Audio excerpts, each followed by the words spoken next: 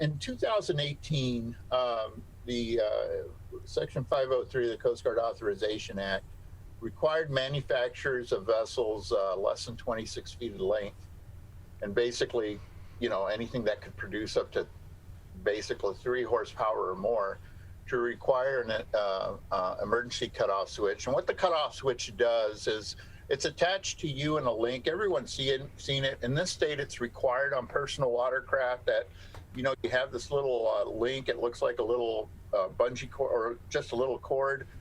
And it's attached to a switch so that if you leave the helm for any reason, either stepping away or get thrown off, that it'll kill the engine immediately. The biggest reason for this is because there's a phenomenon, we call it the circle of death. Sounds kind of grim, but it is. What happens is because of the characteristics of propelled craft that use a propeller, they tend to have kind of a clockwise, turn.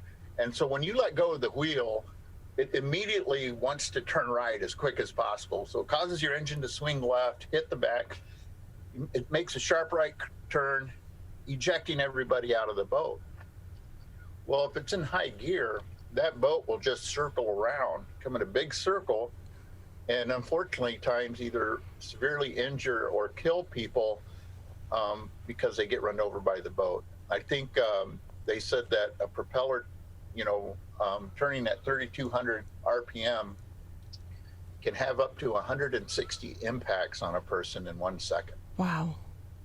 And so that's why there are states, we haven't basically gotten there yet. I could foresee it happening, like Texas has, where all vessels, under a certain length are required to have this emergency cutoff switch. So with that being said, emergency cutoff switches are required. I think in the middle of the 20 build year, they are requiring now. The new National Defense Authorization Act of 2021 requires that vessels less than 26 feet in length with that same horsepower or more have to use this link.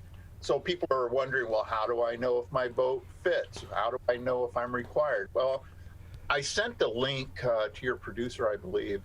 It's a great fact sheet. I don't know if you can make that available to your listeners, but it can. And it's a great fact sheet that goes through all these things. It explains what a HIN number is, which is your identifier. It's a big, long number that's required on every boat. And it'll tell you how to figure out what year your vessel was built. And basically, most vessels built in 20 and now and newer will be required to have an emergency cutoff switch, and you will be required to be wearing that when you're going faster than slow no wake. And when we say covered vessels, these are vessels basically that aren't that are under 26 feet. If you have a cabin and your helm is within the cabin, that's an exception, and there's smaller exceptions. But for the most part, if you've got one on your vessel, you'll have to use it. And that's even for vessels that are made prior to that. If your vessel was made prior to this effective date, and it's not on there anymore, you're not required to have it on there. Or if it didn't come with one, you're not required to put one on. But if it does have one and it's in working order, you'll be required to use it when you're on the plane. And this is only in federal waters. This is not statewide. This is not inland. So basically, anywhere the Coast Guard has jurisdiction, you'll need to be, paying attention to this law, because they'll be the ones enforcing the statute first.